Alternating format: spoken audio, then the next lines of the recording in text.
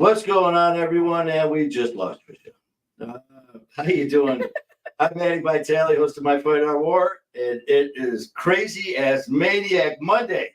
And I'm just saying that because right now we are having all kinds of IT fun with our sister, Trisha Gipson in Arizona. And we are just going back and forth having fun in the green room and stuff. So we actually we sent the link to her, and she's in the green room waiting anxiously. So what we're going to do before we lose her, we're going to first get the one and only OG back in here. So let's start pushing buttons and see what happens. So, okay. Hey, Hi, guys. Here what's I am. going on? Well, I'm ready to take notes as people start asking questions. So Yep. I will be on the book. She's on the book. So any questions, comments, or concerns, OG's in the house, along with Thing as well. Yeah. And tonight we've got a very special guest. We've got Trisha Gipson, who has been part of our family. And just, every time I was talking to Trisha before we went live, just about how our family, when we come on and do shows, you'll sit there and we'll go live, and all of a sudden you'll just see people start popping up. And Trisha's usually right there, just like our Tyler.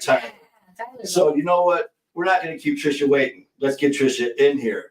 Trisha! Oh, Trisha, please tell me you hear me. We got Trisha, but we don't have any mic. We got... Try hitting something. Your mic, you're muted. We got Trisha muted. And she's got such a good story. Mute. Can unmute. Okay, what's about To mute themselves. Yeah. So is your mic unmuted? Tell her to unmute the camera. To go to the microphone. Go to the microphone.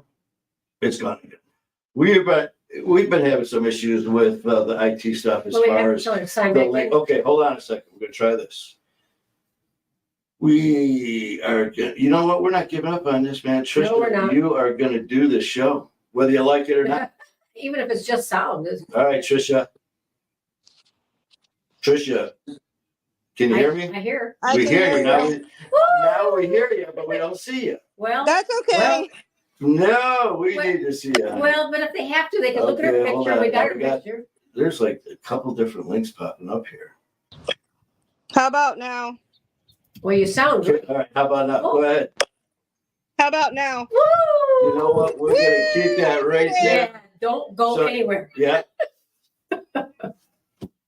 No, hold on a minute. Did it go away again? All right, Trisha, can you hear me? I can hear you. Okay, your mic keeps cutting in and out, but you know what? We can see you, we can hear you, and you know what? We'll lip read if we have to. Can you hear me now? Yes. Yeah, it's just cutting in and out real bad. And it's the internet. It's okay. You know what? It's no big deal, man. This is we still want to hear your story. Yeah, no big deal, man. How you doing? I'm doing good. Can't complain. It's my Monday. And you know what? We were just chit-chatting off camera before we went live, and you're in Arizona. Yes. Lake Havasu City. Nice and hot. It is hot, very hot. Yeah, it's funny. We were talking, and my cousin Tony, as you guys know, Anthony Vitale, is in Arizona, and of course, as scattered as I am, we were talking. I said, you know what, my cousin lives there, and I go, I'm not sure where he lives. And Trisha, right on cue, she goes, he lives in. I was like, she knew. So she was chiming in for me, giving me my information on my family. So thank you for updating on my family. I appreciate that, Trisha. But seriously though, man, I really do appreciate you coming on. I know we've been going back and forth, and you've been part of our family for a while now, and kind of seeing and hearing all these different stories. And sometimes people, when they come on and they're seeing these stories and hearing these stories, it really compels you to want to help, as it does for all of us. But then, you know what, at times you're just not sure. And that's why I always tell people, never let anyone kind of, If you're not sure, you're not sure. Make sure you do it when you're ready, because we're not going anywhere. We're going to be here. And so for you to come on and share your story and all that, we really appreciate it. So thank you very much. You're welcome. But so other than that, man, your job, you sleep study tech, right? Yes. You're a registered sleep. Did you say you just got licensed, or I've been licensed for 10 years. I've been doing sleep Oh. studies for 20. That's right. Okay, 20 years. So is that they got the leads and everything? Yeah, They we do- hook they them up do- to about 35 wires. You have a chest belt and abdomen belt. We put you to bed and we No. watch you sleep. And if you No. need CPAP, oxygen, or something, we add it so you can breathe. Okay, so Trisha, honest, I've never had it done. I've had friends who've had it done, and they're telling me, everything that it entails. It's like, how in the hell are you supposed to sleep? Exactly. You know what? And this is kind of a funny story. I had a buddy of mine who I rode with, and he went for a sleep study. Well, he was nervous, anxious, anxiety, and all that. So there's certain do's and don'ts that you do and don't do, as you know. Well, he thought it'd be a good idea to help him relax if he popped a few Xanax and chased him down with a couple shots of Patron and smoked, No. and then smoked a joint before his sleep study, because he wanted to sleep and get good. He walks in there high as a kite, drunk off his ass, and they're like, "Have you been drinking?" Well, yeah, I wanted to relax. They're like, "It's a sleep study." So Yeah. that kind of defeated the purpose. But I'm sure you've had some pretty wild experiences that you've seen. But We have. But anyways, man. So you know what? We've been going back and forth all over our different stories and people's stories and all that. And with you, well, let's just jump right in with your story, man. And how like your childhood, when you started, when did this whole wonderful, crazy ass, evil journey of addiction begin for you? It started. So I dabbled a little bit when I was little, weekend warrior. Then Sure. I stopped when I got pregnant with my 29-year-old. And then I hurt my knee when I was 19. Fell in the kitchen and I tore my ACL and crushed my meniscus. Oof. They gave me a prescription for opiates for 20 years. I guess I could have stopped it myself, but the rose-colored glasses are fun. Hey. Ooh. Woo! They weren't, but that led me down to I stopped using real opiates in 2015. Then I met a person, really nice person, who introduced me to a person I had in my phone named Mexico. Oh, okay. I got these pills from this man I never met before in my life. I don't know what they were. Oof. I took them for until 2020 for 7 years. For 5 years. Didn't know what they were. Still don't know what they were. Don't know what was in them. Yeah, but I did take them every day for 5 years. They made me sick too. Like at first it was okay. Like they gave me energy, and working graveyard, you want that oomph when you get to work. It's hard, So I took those. They'd make me sick. I'd fall asleep driving. One time I ended up off the freeway. Don't even know where I was. Don't even know how I got there. I drove all the way to Ann Road off Cheyenne. I don't even know how I got there. No, are you taking anything else besides that at this time? Nope. That was it. Okay. And you don't even know what it was. Yeah, you don't even know what it was. I do not know what it was. And the bottle was always open when he gave it to me. He said it was tramadol, but it was not tramadol. It wasn't. It wasn't. So how long did you take that for, you said? How many years? 5 years? 5 years. Okay, then from there, cause I know you said that you jumped into that ugly the methamphetamine. Yeah. So fun. How old were you when that started? That's crazy. It's sad. I was 43. I knew better. I lost my dad on 3/5/21.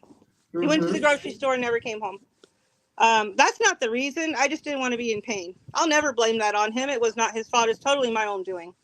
But I didn't want to be in pain. And I met somebody who brought that to my house. And I was like, oh, hey, what's in your coffee? I hadn't done it in so long. I hadn't thought that it was something other than maybe a good cup of coffee. So I was like, hey, I got to go to work tonight. I want some of that coffee. And they're like, it's not coffee. I was like, what? They're like, are you dumb? I was like, well, I guess. Why? What is it? He brought out this torch and all this other stuff. And That was it. That was my life for 2 years. Went And from how nothing. how long were you on meth for? 2 years. And you drink it like coffee? No, I did the I'm first lost. couple times, and then I started snorting it. I ruined my nose. Oh. And I know that off camera we were talking about that. And you said as far as, we talk about how, the intensity and how it takes over as far as how much people use. And you said that kind of grabbed you like 0 to 100, like right off the bat, huh? Right off the bat, $60 a day within a week or 2 weeks, I think. And my plan, and so dumb, you get that stinking thinking. You think, wow, I'm working, I'm not sleeping, I'm doing great. Look at me go. I'm gonna do this till I die. Yeah. Mm.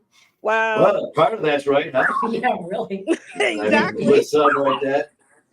I lost everything though. I lost my job I'd had for 22 years. I was a manager of the sleep lab in Vegas. I lost my house. I lost my car. I lost my family for a little while. I lost everything to some powder that I did myself by putting it in my nose because, why not? So you started doing blow, you started doing cocaine? No, just the meth. I never used meth. Crazy.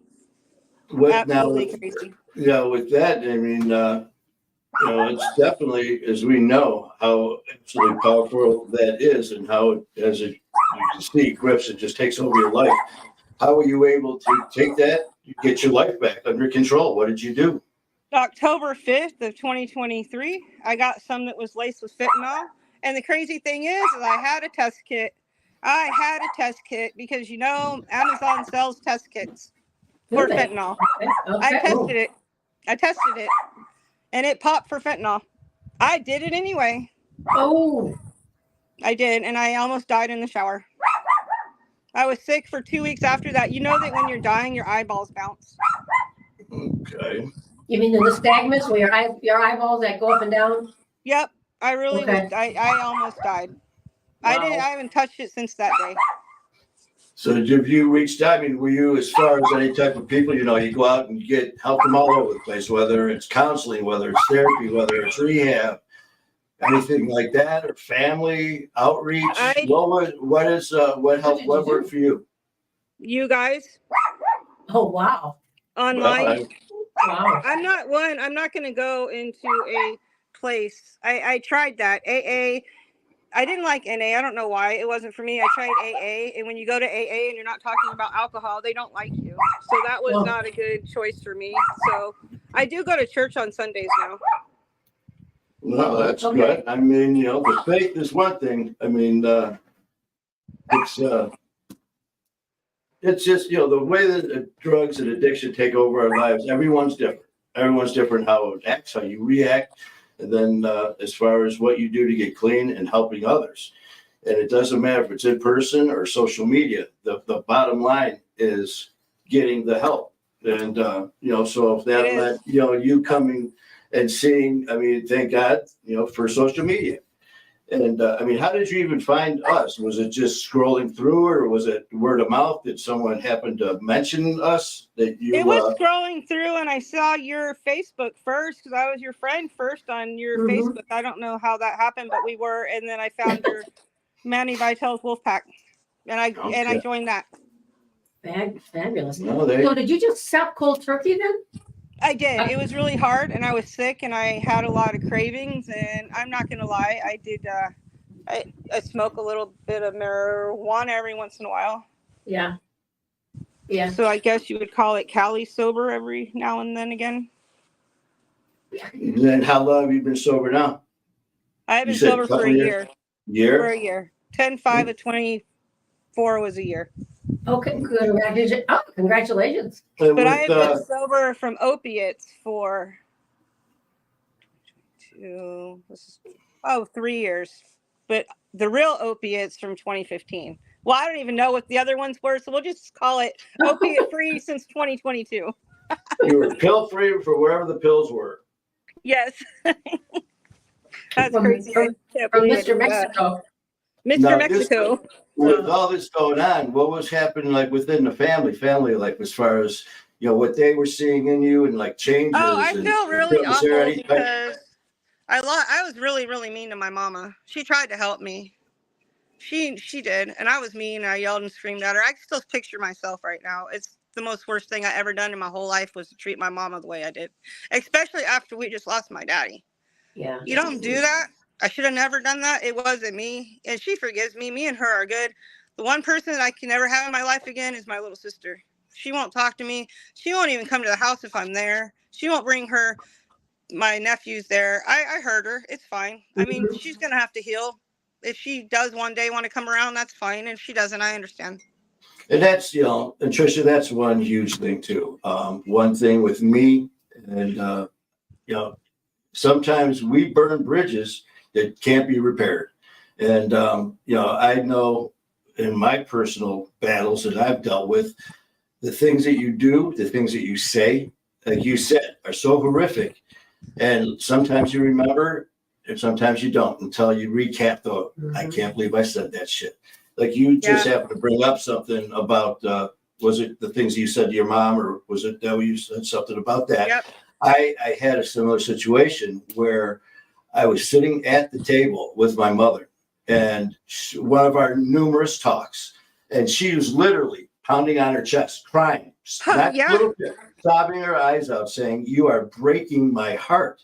And I sat there and stone cold face, just like, come, let's just get this over with, man. I need to go to the bar. Fuck this. Let's just go. Yeah. And I need to go get fucking high. I need to go get high. I need to get high. And this is, and we've always heard that story, and we've always heard that saying that you hurt the ones you love.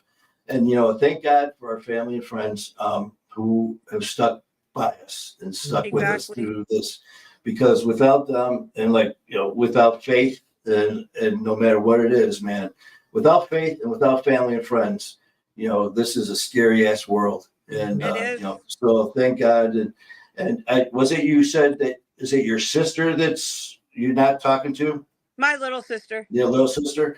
I have a situation where I'm very, very lucky, because a lot of the people in my life that I hurt because of, what we did and what we said are in my life today. And they are very happy for what, is being done. But I have someone, he was like my brother for over 35 years. We were, just at each other's side, thick and thin. But I hurt him by my actions and what I did, to the point where we don't talk. We don't see each other. I did actually see him about a month or so ago at a restaurant, but we no longer. So, and the thing is, Trisha, that's on me. Like you made a comment. That's our fault. We got to own that. It is my fault, and I'll own it. If she ever wants to come back, I'll be here. If she doesn't, then it is okay. I am grateful that my oldest son has allowed me back in his life with my grandbabies. I get to see my granddaughters, Ellie and Lily, and you know what? It was the best day of my life and it was actually on my anniversary.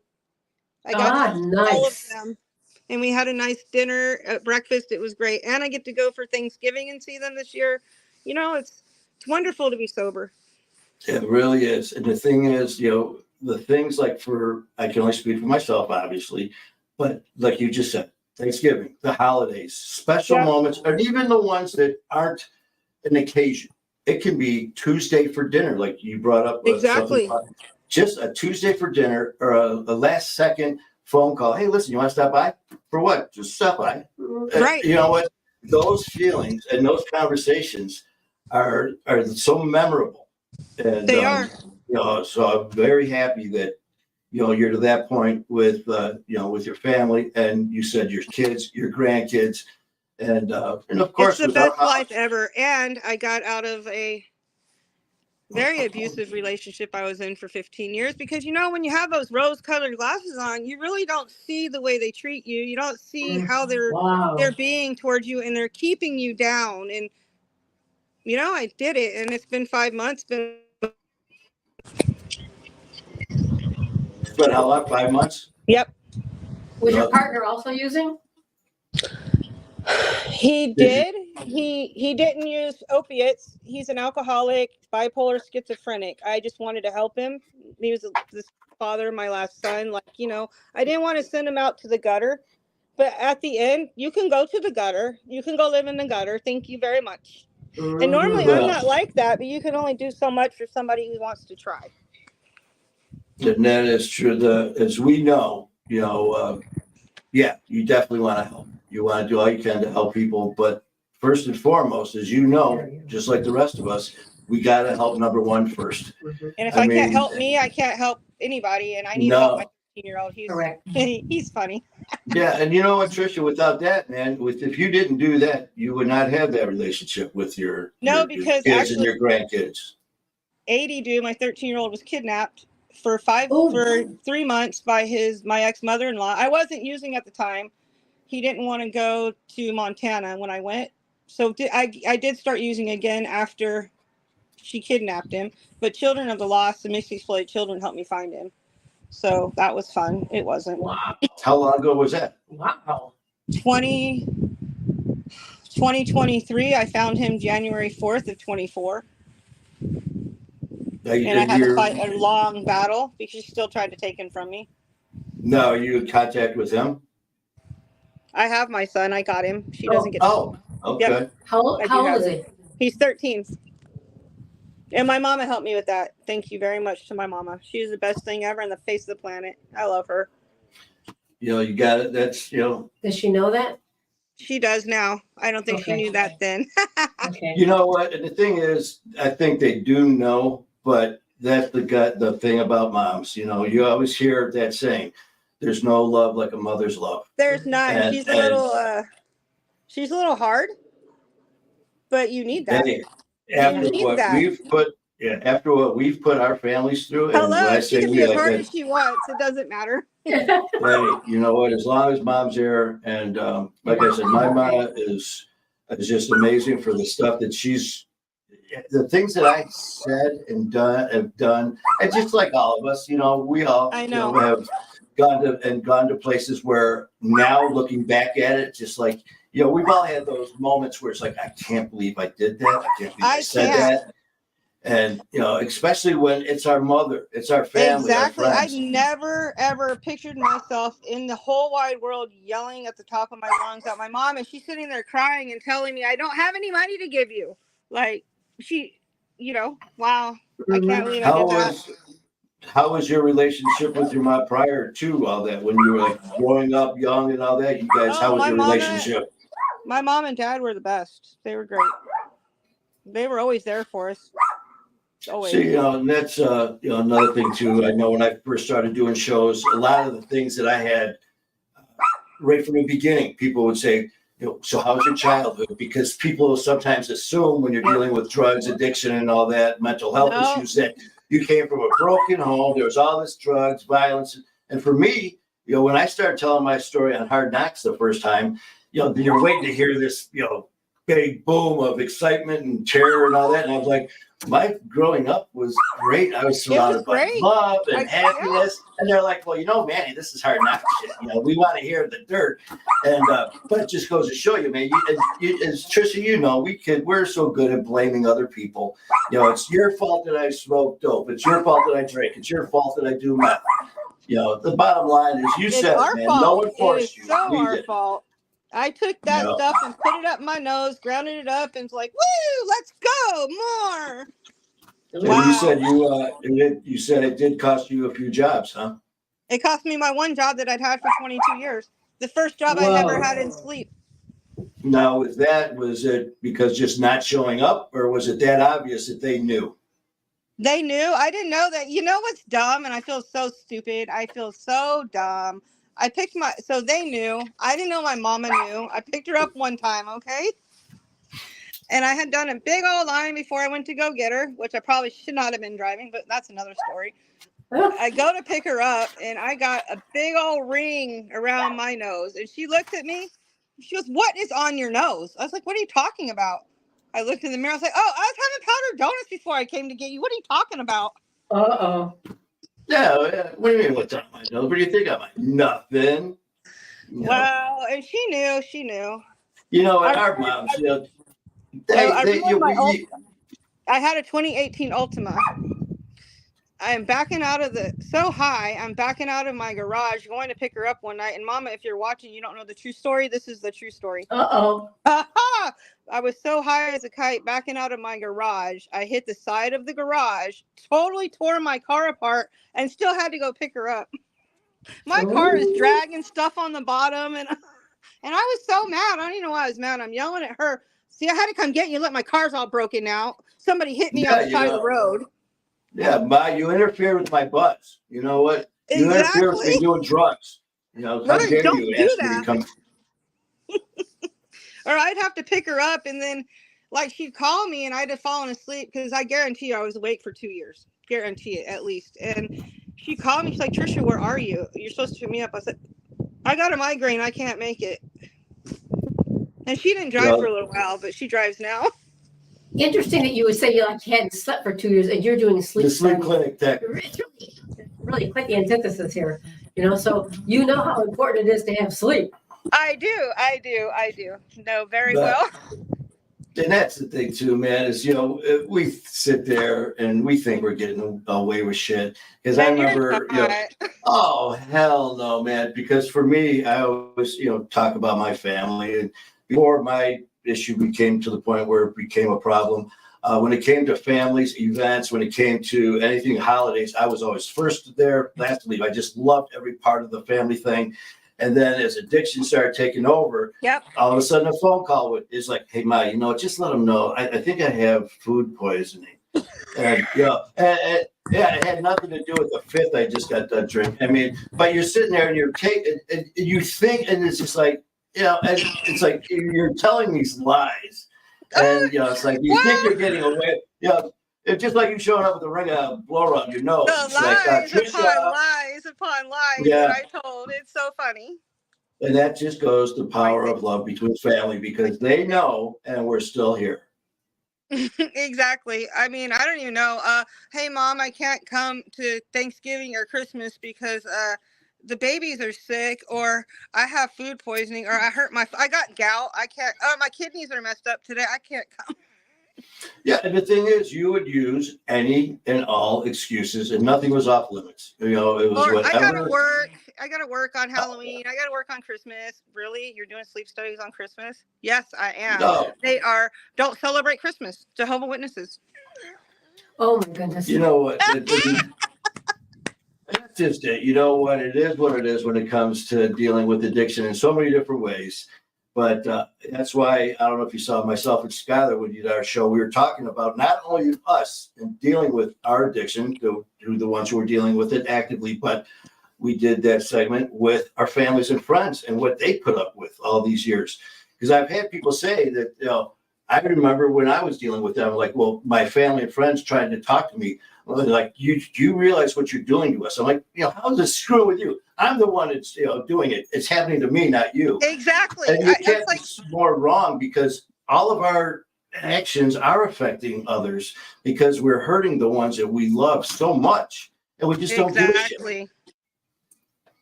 Exactly. Well, thank God that it just that whatever it takes to get on that straight and narrow. And we were talking about different things, and like you said, Al-Anon, or whatever it may be, different organizations. I've had people talk about it, and it's just not for some people, but something else is. Just because something's for you, it doesn't mean it is for me, and say it vice versa. So, I mean, I totally agree with you on that. I got a question for you. How'd you end up in Lake Havasu? You left Vegas. I went from Las Vegas to Montana, and I had a job in Montana at the Billings Clinic. I was a traveler, and then I got a permanent position at the St. Vincent Clinic. And the day I was supposed to start, they found my son. So I went from Montana all the way to Vegas to get him at the school in a 15-hour drive, and picked him up, and that was the last. And then I've had him ever since. And those people, his grandparents, are lucky that they get to see him still. Because the only reason I do that is because Aiden doesn't realize what they really did. And he's too young for him to, get what they really did. And I can't hurt him by hurting them. So it's a weird thing. I know I shouldn't let him see him, but he loves them So, Well, yeah. Well, you and- don't let and- him see him you were there all the time. he Well, does go supervised. for the summer because I'm dumb. But I know where they're at, and I put an air tag on him, so we're good. Well, and the thing is too, when other people are involved, especially kids, and this is out of my spectrum because I don't have any kids, but dealing with family and friends who have done this, have been in this situation where you'll have, like, even like with a divorce, man, and you get this spouse slamming this spouse to this kid. Your dad's a piece of shit. Your mom's a piece of shit. So now you're playing the kids, and that's just not right. You don't put kids in the middle of stuff. And but for you to, you like you said, he wants to see them, man, and He does. and he's innocent in this. So hats off to you for letting him see because he didn't do anything wrong in this. So No. we got to remember it's more than us. Yeah, I do get PTSD when he goes. I'm not going to lie. I'm sick the whole time he's there, but it's getting better. I'm seeing a counselor now to talk about it because I do talk to my patients every night about my whole story. Everybody knows my story by the time they leave in the morning. But you know what? It feels good. You put them to sleep? I was just saying, man, I do put them to sleep, like- or I sing Slipknot in the morning to wake them up. So between all those little sticky things all over their head, and you singing Slipknot to them, And they're supposed to sleep. yeah, okay. Right. My poor Okay. patients. Yeah, but I still didn't get how you got the lay Havasu from Montana. I applied here because I had to leave my job in Montana to get Bug, and Bug was in Las Vegas, and I had a job in Las Vegas at the sleep center, one of the biggest ones there. Yeah. But they didn't pay me what I was worth, and you didn't get to keep the patient you hooked up. So it was like 10 other technicians, but they were not registered, and you'd have a eye falling off here, a lead falling off there, and I have to go in and fix all that. I'm not doing that. No, my hookups are clean. I want the patient I hooked up. So I quit very that, good. and I found this job here at Lake Havasu Hospital. So that's how I got here. I drove here. Because I know Okay, St. that's how we John, got there. Yeah. they had where I used to work at St. John Hospital here in Detroit, and OG knows all about that as well. Because I remember they had like the rooms. I think it was on 1L, the one where it was set up specifically for sleep study, just like they have oncology. They have all the different. And I remember the first time walking in there, I was like, "What the hell?" It's so quiet. Yeah, it's like, man, I walked into the damn room and I started yawning. But between there it's nice. And then, it's really nice when all three of the patients are snoring in synchrony. You have one snoring, the other one's going, the other one's snoring. Because the monitors are on, so you can hear it just to write down how loud it is. And boy, howdy, this one man, I think I had him on a ton of pressure, OG. It was like 24/20. And he's still snoring through the BiPAP. Like, wow. Can you go on your side, Mr. I don't ever sleep on my back? Yeah, you do. You're just throwing some elbows and stuff, waking them up. It's like, you go in there waking them up. He's like, wait a minute, I thought this was a sleep study. You're waking them up. People are fun. They're fun. Yeah, I tell you, to work in that field, to be in the medical field at all, if you're not a people person, I've had people before talking about their jobs that I've worked with in the medical field, and they're very, depending on the position, it could be extremely worth it. I mean, well-paying jobs, but if you're not a people person in certain positions, there's certain places you don't need to be. And I love it. I love it.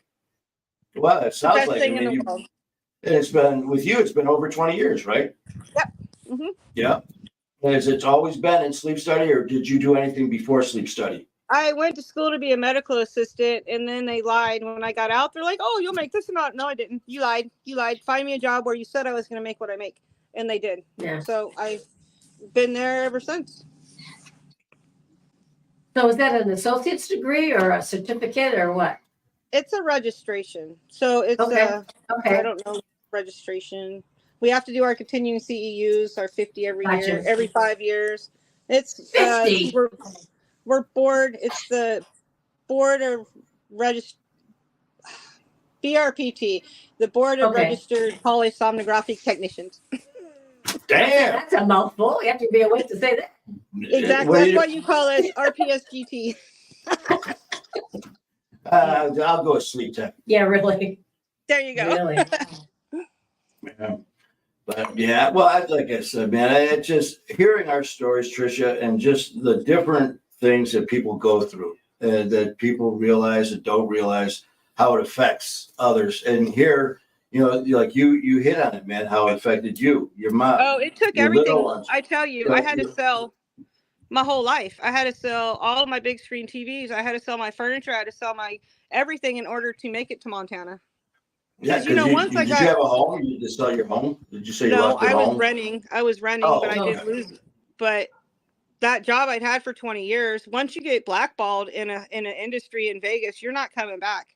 I couldn't find a job out there to save my life, even though I was registered. She blackballed me. That's why I had to go to Montana in the first place to get a job. Okay. Yeah. Now, Well, I will say, I hope her business burns. I'm joking. Oh. Yeah. We don't hope. Yeah. No, we don't hope that at all. I'm playing. Oh, gee, what do you got as far as some questions? You got your medical stuff going over there as far as all this you have to deal with? How many patients do you take care of at a time?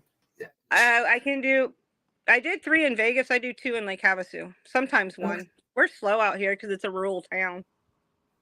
Where you're at now is? Yeah, we're considered a rural town. Hey. Was it kind of isn't it kind of a high class kind of like Lake Havasu? I'm hearing that it's like a high rent district. Yes, it is. Yes, it is. Yes, it is. It's expensive. Laughing, but you're laughing. Why are you laughing? Because it's really nice during the summer. All the snowbirds are gone. Okay. So it's really quiet and nice, Gotcha. and then everybody comes back in the winter. And then we get busy. So it's nice though. People here are nice. They're friendly. Well, you got your moments, just like the rest of us. You got your moments. You have that. You do. Chris, what with everything that you've gone through dealing with that, and how fast everything came on, and how quickly it can keep up or sneak up on you and just take control of your life, going from doing nothing one day to doing pills you don't know are one day, and then just jumping in to stuff that's costing you your job, your career, and all that. How addiction, can that quickly take over your life. What advice would you have for someone who's trying to find the right way, or think that they're alone, or just something at your lowest points? What helped you to fight through all this? My mama and my friends, and just being around. You're not ever alone. You think you're alone because the drug makes you feel alone. You're hiding in your house with the blinds closed, looking out, just being alone because you don't want nobody to know what you're doing. But you have to come out of that shell and you have to get help, whether it be with your family or somebody online. You have to reach out, because if you don't, you're going to sink. And I sank down to the bottom of my life. I never, ever thought I would be that person because, my ex-husband, I was married for 20 years. I had my first 3 sons with him. He lost his dad at 51. His dad died when he was 51. He was 32. We bought our first house at 20.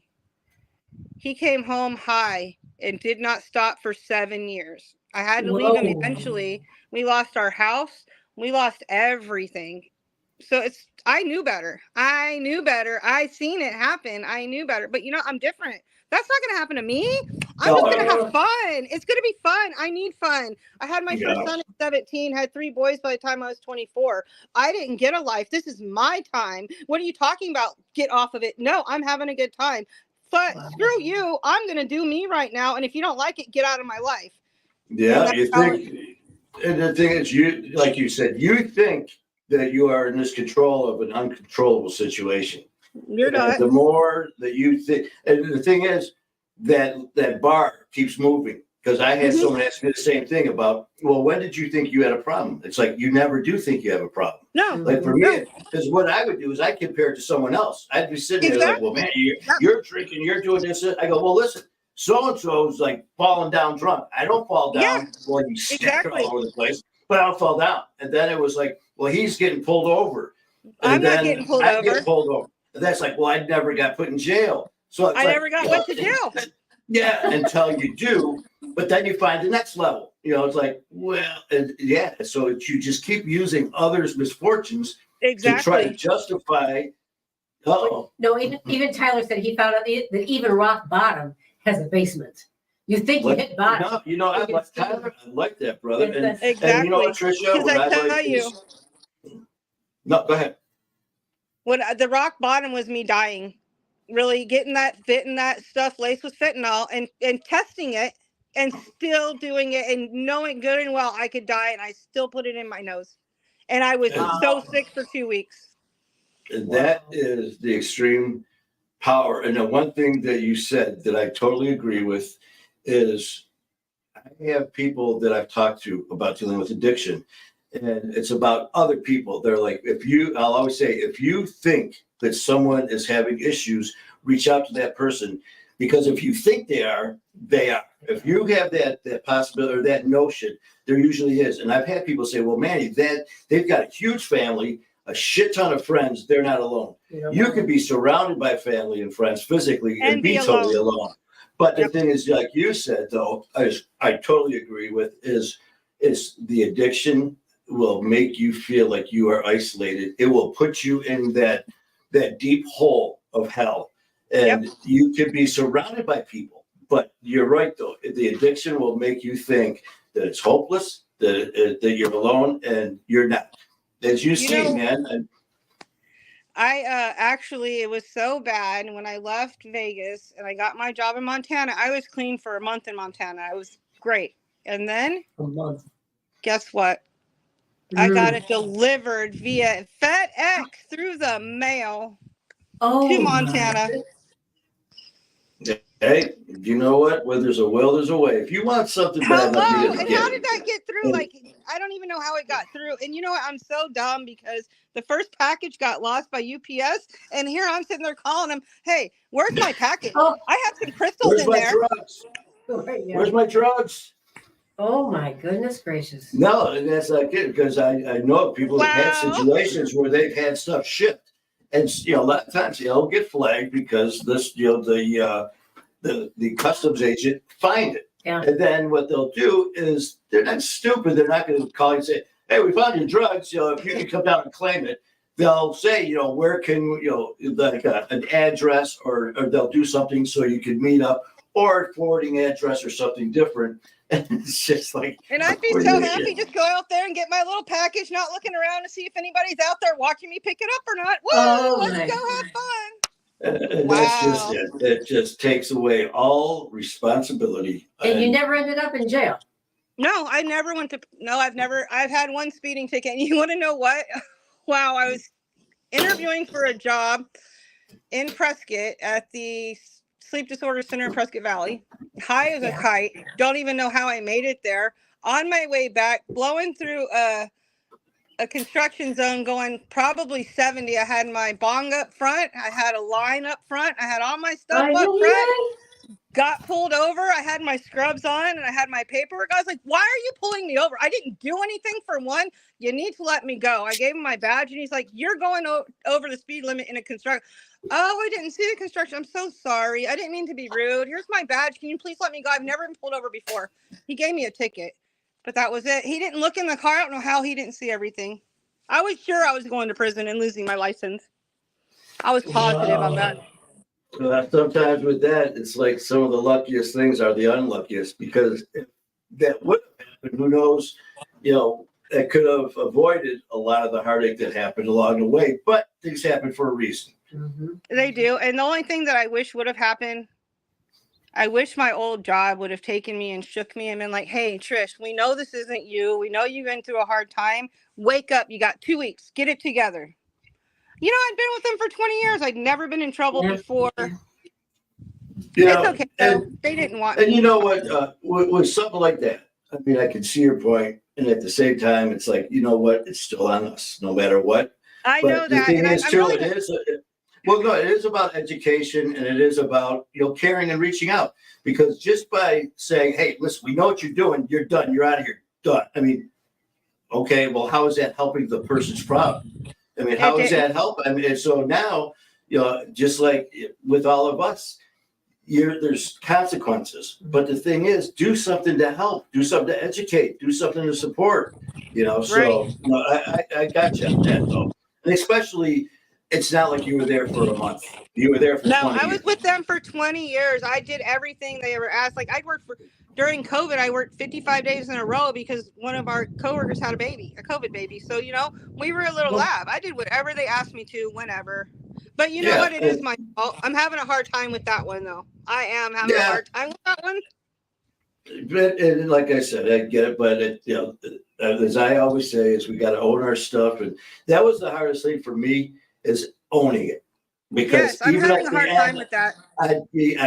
I would like, hey, listen, I know it's my fault, and then I follow it up with, well, except for, and it was like, well, wait a Yes. minute, no, there is no except for, Manny, it's your It's fucking not. fault. It is my But then fault. I was still trying to throw in, well, yeah, it is, but.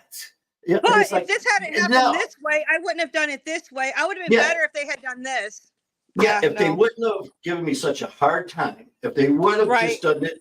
And so here, even though I'm admitting she's still trying to weasel our way out, like I told a friend of ours who has a family member dealing with addiction and alcohol.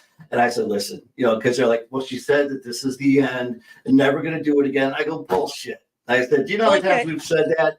I said, you know how we are master manipulators. Mm-hmm. We will tell you exactly what you need to hear to get off our backs and to get out of that situation. And the other one, Trisha, is, I'm sure you heard this one too, man. You can't bullshit an addict. You can't lie to us because we've used that same lie. Many times. Yeah. Just one more 60 sack, I promise. After this 60 sack, I'm done. I promise. I'm going to do this last sack and I'm done. You know what? Yeah. When I went and I did go to rehab for pain pills in 2015, and that's how I got off of them. But before I went and checked in, I saw my addiction doctor that Monday, and he said, okay, I want you to come on Tuesday. I said, oh, no, I have a prescription 90 oxys to pick up. I will be doing those this week. I will check in on Friday. He goes, you are not going to do all those this week. I said, watch me. It's going to be my last rodeo. I did do all 90, and I did check in on that Friday. Well, it's a good thing you're still here. It's a good thing we're all still. What's that? I said, really? But I'm just, that's a Well, lot. no, that's it. When it gets to situations like that, the things that and the mindset is one. It's just that just blinders. We don't care what we do, what we say, or anything. All that we care about at the time is just getting through that moment. Yeah, and but the bottom line is, taking the next steps that are appropriate, getting our life together, getting our families back, getting our respect back first and foremost for ourselves. Mm-hmm. And the great thing with all of us in My Fight Our War and all the other amazing families, and like I said, you, by sharing your stuff as well, is how, we've all, and I'm sure you've heard it too, addicts, people dealing with addiction are selfish. They're this, they're that. And it's true, we are. When you're dealing with someone in active addiction, you can't get much more selfish than us. No, you can't. But when we get into recovery, a lot of people I know who have been in recovery, that's just it. And they focus on themselves and they live their lives with their family. And that's great. But a majority of us, what do? Man, we're reaching out to other people who are suffering, just like you sharing your story. You didn't have to come out and share your story, but you chose to. And I know how we went back and forth a few times about, going, we took it slow when you were ready, but you didn't have to, but you chose to. Why? Because you wanted to help others. Mm-hmm. And that just shows, the family, the love and support that we all have, man. And it's just so commendable. Thank you. Now, would you go to work? Huh? Would you actually go to work using meth, or did you wait till you got home and then use? Well, OG, I would do it at work. I'd go in the back and cut me up some lines. OMG. Tell you, it was bad. I was the manager, so I could go in the back and do whatever I wanted. And, it was bad. I'm not going to lie. I don't ever lie. You want my truth? Wow. That's the truth. I did try to kill myself in 2015, too. That's how I got 5150'd.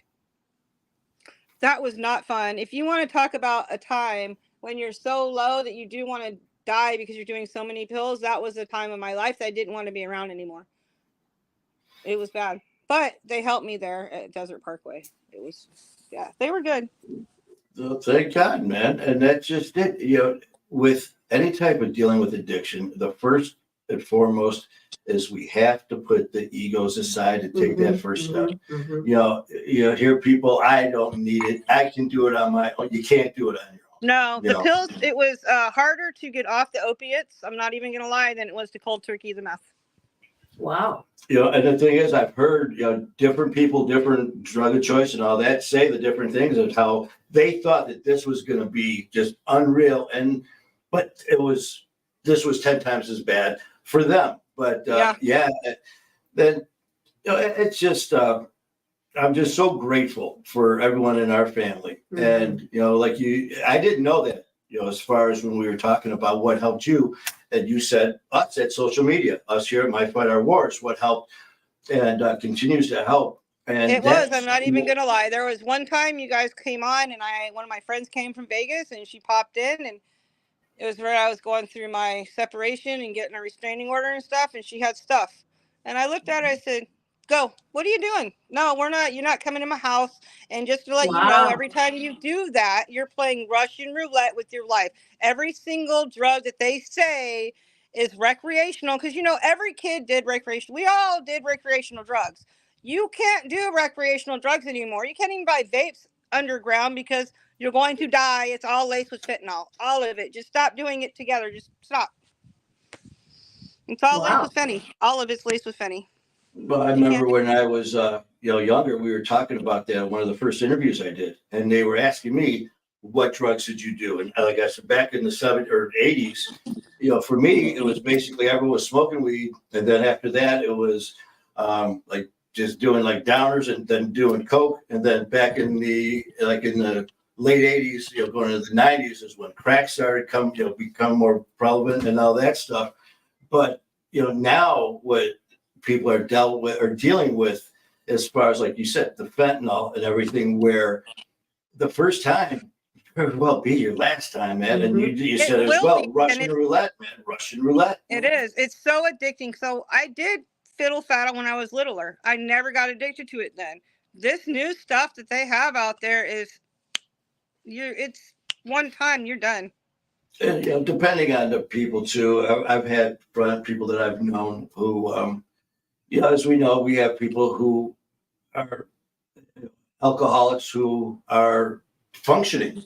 I mean, actually, OG, I don't know if you know what happened with her story with her brother.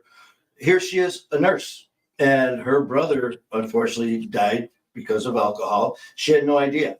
And he was functioning, and next thing you know, she gets a phone call that, he's in the hospital. Yeah, story, but he's in the hospital. Man, he would drink beer like I would drink coffee. I mean, you never saw him drunk. He never appeared drunk, but it wore out his pancreas, and he ended up having pancreatitis and died from the alcohol. It's just so insidious, and because they're functional alcoholics. They can work, they can play golf, they can whatever they want to do, and you never know what it's doing to your insides. Yeah, and like you said, you look at it as a recreational, and you look at it as a recreational drug. So it's like, I do it on weekends, I do it on holidays, and of course, New Year's Eve, man, look. And that's how we justify stuff. It's like, well, first of all, I only do blow on the weekends. I only do meth on the weekend. I only do it on holidays. So there's a good one. Hey, on Christmas and New Year's is when I do meth. Other than that, no, on Thanksgiving I do heroin. I've got my holidays. But right. It's just it's by no means a laughing matter. But the thing is, we're at a place now. We survived. We're here. We're fighting. And it's such a blessing, man. And we're definitely fighters. We are fighters. We definitely are. Well, my fight, our war. And, exactly. Our family is it's such a blessing to me. And I've been getting a little bit sappy on some of my TikToks and some of my videos. And it's because, things are happening now that I never in a million years expected that would ever happen. And it's all because of everyone that's part of our family. And just seeing the closeness. And, Trisha, one thing that you were saying about social media and all that, I had no clue what I was doing starting this. But I remember when I started it, it was like a week or two later, I'm watching these posts. Now, these are total strangers. I started on January the 9th, 2023. January the 8th, 2023, none of us knew each other. Nope. So here it is a week or two later, I'm watching these posts and people are posting saying, listen, this is giving a little background.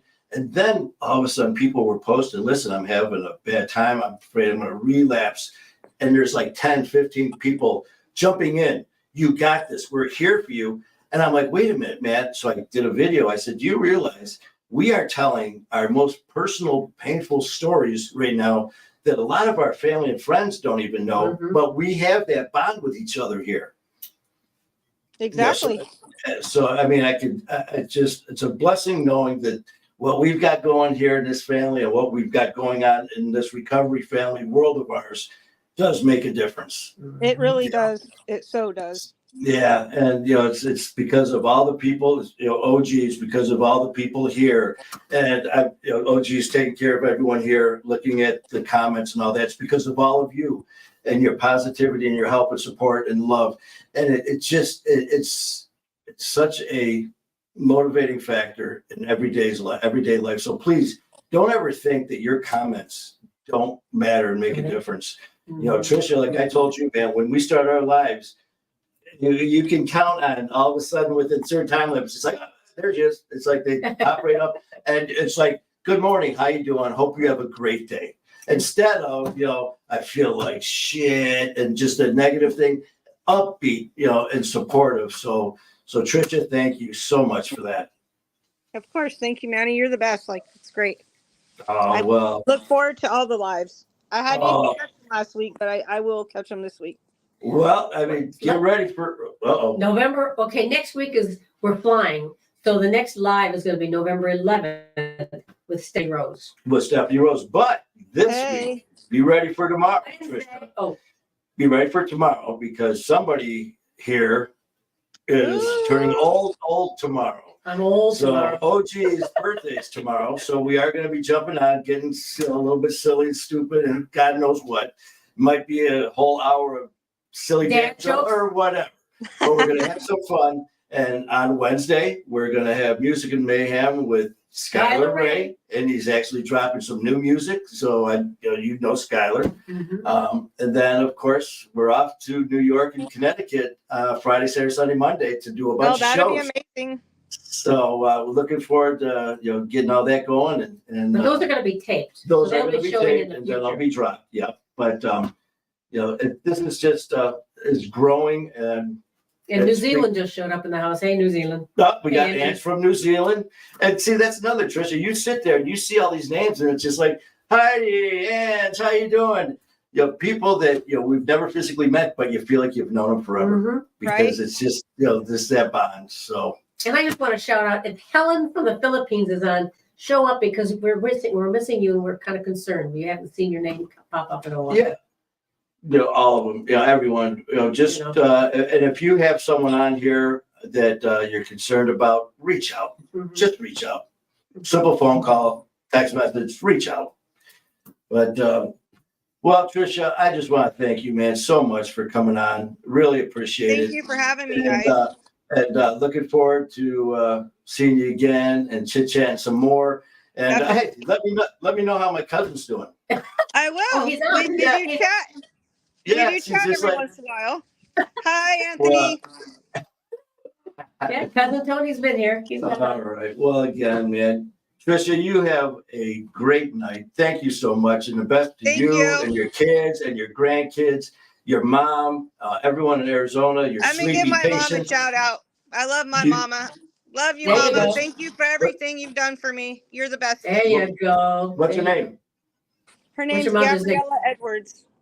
Gabriella Edwards. This is a huge shout out from all of us in Detroit, Michigan, and My Fight Our War. Thank you for having an amazing daughter and sharing her with us. Aww. So, Trisha, we love you, honey. Love you. You guys have a great day. All right. We'll chat soon. All right. Yeah. Have fun. Bye now. All right.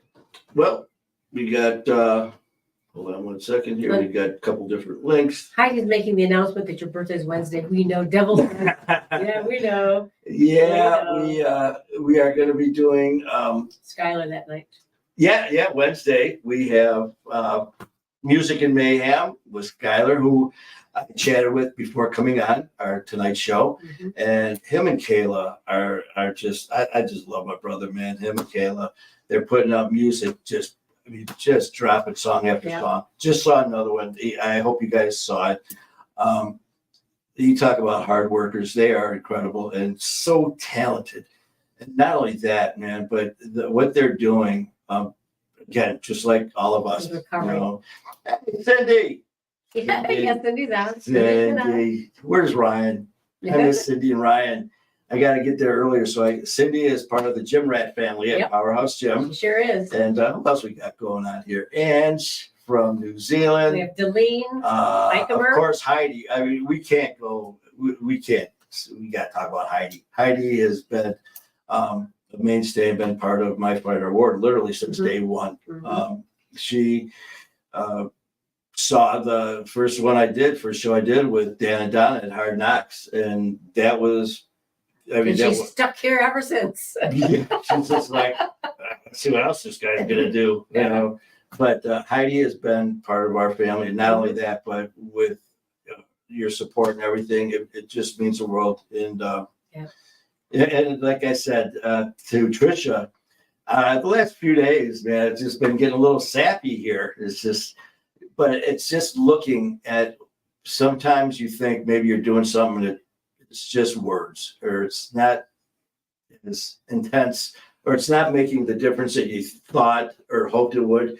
But the thing is, with me and with us, is I had nothing to base it on except for I knew up here what I wanted to do to help. But in my life, in my past, it was usually just bullshit. It was usually just talk a lot of shit, talk a good game, and do nothing. You said you had. And for the first time in my life, I felt this feeling that ended up being a passion to do this. And I thank God every morning, every night, and all day. I pray and just thank God for this gift of, first of all, My Fighter Award, every single person that's in it, for all the Heidis that have been here since day one, for all the people who just started, for Ange, and for all the people who maybe joined our family tonight. It's just such an honor to be part of this. And we're reaching all around, like as you were saying, the Philippines, New Zealand, Ireland, around the world. And the people that I have been able to not only meet through social media, but to meet that physically and become not only friends, but family with, and to develop such a strong bond and relationship with. It's just something that, you always hear these stories, and it's like it always happens to somebody else. And I do remember one time when I first started, before I did that first show with Hard Knocks, I had that feeling. And it's when I started, this is January the 8th, this drawing that is silly as shit. Well, no, it's not. Okay. It's not. No. This is what I drew January the 8th. At probably 9:00 at night, when I sat on the kitchen table, and I wrote My Fighter War, and then I wrote Join Our Pack, You'll Never Be Alone.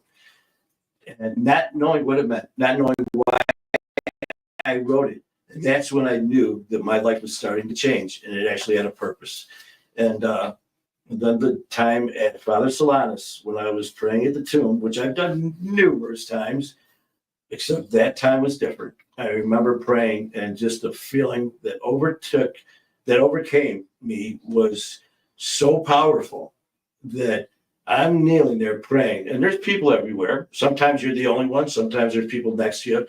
I didn't care, and I didn't remember. All I remember is this overwhelming feeling of just pure joy and intensity and faith and love and commitment and passion. And I just started bawling, and I looked up, and there was Jesus on the cross right there at Father Solanus. And it was like, it took me 50 some years, but I found my purpose. And with every day that I get to do this, every day that I get to see this, it is such a blessing. And then to be able to actually do what we're doing, traveling, meeting these people, enhancing our family, hearing these stories and doing our part to make a difference is something that never thought would be possible, and just very grateful for it. So, what are you typing over there acting all busy for? I'm talking to Tyler. By the way, we have to say Christina was on here today. Brenda Parent was on here. Jody Matthews, King Handsome, who's going to be on our King, show. see, that's the January thing. 13th. Heidi, Sheila Yarus. Yeah, I'm we going had to do a a quick buzz through Dan here Gipson showed up. because seeing what you see and seeing what I see, Yeah. what I get to give a shout out now to Tyler, and Tyler with his MMA, as I found out, has a fight coming up. I think it's March. How's this? March of 25. So looking forward to that. Christina, Brenda, we got Sunshine, we got what? Jody. Okay, why is this thing all of a sudden just went blank for a second? Uh-oh. We got Swag. And Jody's going to be on the show November 25th. Jody's going to be on. Brenda's going to be on. And Brenda, January 6th. Tyler and King Handsome's coming on. And a big shout out to all of you. Of course, Heidi and Sheila. We lost Sheila for a little bit. But thank you. I love seeing Sheila on there. And it was nice seeing your post again and seeing your face. Always good to see you, Sheila, as well as Cindy. Cindy is, like I said, part of our family at Powerhouse Gym. Yay, she's a beast. Oh, you don't mess with the gym rat. And Cindy is part of that gym rat family at Powerhouse Gym. She worked out hard. We're always there. 4:30. Well, we're up at 4:30. Yeah, she's there by. She's there by. So she gets there earlier. We've got that gym is just an extension of our family. Mm-hmm. So Cindy, please tell Ryan hi, and of course Tyler. Mm-hmm. And I thought I saw was Boston. No. No, you know why? Because Boston was live. Boston's live. Boston and Lori in Athens, Alabama. Big shout out to them. They're doing their own show. Ange in New Zealand. Danny, there's Danny. Hope your family. Danny, please tell me I'm not late. Danny, I swear to God, I cannot wait to meet you and Katie. I'm really looking forward to meeting you guys. What we got to do is just, we're going to New York Friday. So if we break down on the way there, we might need a ride. We're in Detroit, Michigan, Danny. So if you're not doing anything Friday, if you could give us a ride to the airport. Yeah, it's only what. So Katie and Danny. A lot of hours. And for those of you who are like, what are you talking about? Talking about the love that this family has and how there's no extreme that's too much. Our brothers Skylar, Ray, and Kayla did a show. And unfortunately had some issues with their van and were stranded.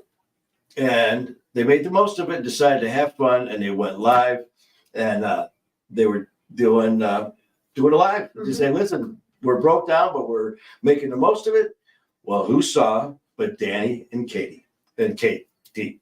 And next thing you know, they not only, I think they got the part that they needed for the van. I think Danny got it. And then they along with Little Man, got in their vehicle, drove 9 hours to Skylar and Kayla and got them out of a jam. So that just goes to show you, what kind of family we have, and to the extent. Amazing. Yeah. The thing is, what do you do? Whatever's needed. And, and Danny and Katie are proof of that. Awesome. Along with everybody else in here. And again, like I see, Heidi, every time I see your name, it's just looking back at, I can't believe that January the 9th is going to be 2 years for us. That's going to be a fun time. That's going to be a fun show. I'm really looking forward to that one. And just kind of reminiscing on all the things that, have happened over the last 2 years. So maybe we definitely will come up with something for that day, for that show. to, make it that much more special for our, Family. our family, Heidi and everyone else. So you guys, thank you for coming on. Thank you, Trisha, for sharing. Yeah. Please check us out tomorrow for OG's birthday. Again, not a clue what we're doing, but you know what? I don't have a freaking clue half the time when I push this button. Before I go live, I swear to God, I should have a live before we go live, because it's funny as hell. I'll be sitting here and we'll be talking to our guest, or if we don't, we'll just be chit-chatting. And I'm just about to hit live, and I'll look over, what's today? And then she's like, it's Monday, Manny, or it's Tuesday, or whatever. And I'm like, okay. And I'm like, what are we going to talk about? And I'm not kidding. I mean, I'm literally like, ready to go live. And it's like, So whatever you want. and I go, you know what? Whatever comes out of Let's your just mouth. see what happens, because I've had someone in the past say, man, you need a script. You need to do this. And I politely said, no, I don't. You know what? So you guys have a great evening. Please join us tomorrow for these little antics that are going to happen for OG's birthday. Then join us Wednesday at 7:30 Eastern Time for Music and Mayhem with Skylar Ray and myself and OG and Thing. And then Thursday, who knows? It's Halloween. Why not? Let's do something for Halloween. And then Friday, we're off to New York. And it's the madness is going to begin because, like I said, our producer, Matt Cronin, has at least 8 to 10 shows lined up for me that I'm going to do between Friday and Sunday. So challenge accepted. Yeah. Challenge accepted. So you guys have a great night. Love you, and keep fighting a good fight. It's just kiss thing. Give a little. Hey.